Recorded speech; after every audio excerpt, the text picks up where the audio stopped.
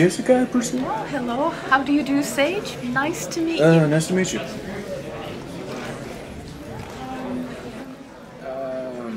So, you wrote me in your email the other day that you wanted to ask me about how.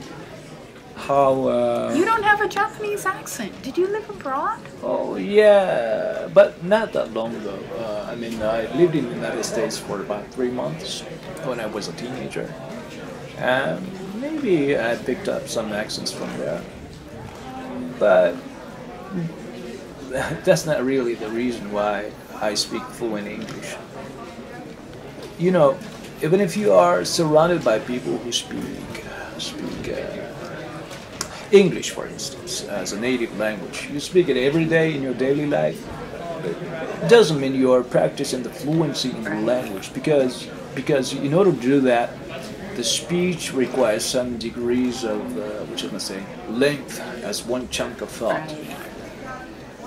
A lot of Japanese people are struggling to speak English, not because English is a foreign language, but because a lot of them simply don't know how to speak up, especially in English. Well, how would you encourage Japanese to speak English? Well, that's a good question, Jessica. Well, I always tell my students to speak at first and then think how they could improve it. Well, let's think of a situation when you want to learn how to swim and you don't actually practice a perfect swimming form before you jump in the water. You jump in, right. And later on you take time and think how you could have swum better, right? Right. So it's the same thing. So I encourage them by saying being afraid of making mistakes in English is like being scared of getting wet when you want to practice swimming. Right, yes, I know. So once you know, you're confident that you can at least make your point across, no matter how humble your English, then you can think how you can improve your speaking. Right. Well, now, at this stage, your language partner doesn't have to be real human. You can talk to a dog, or a cat, wooden Jesus on the crucifix, a cat, by or this whatever. method, how will the student know if they're speaking English correctly? Let me ask you a question, Jessica. You speak Japanese, right? Yes, I do. That was a good one.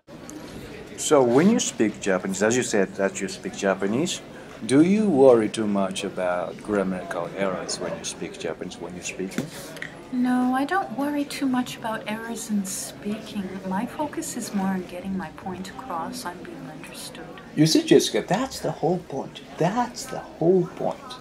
I mean, in general, Japanese students worry too much about whether their English is correct or not. I just want to let them know that speaking a language is not about correction or restriction, but it is about liberation. See, a lot of Japanese people are just undergoing this, mental block caused by that restriction. They're petrified when they speak.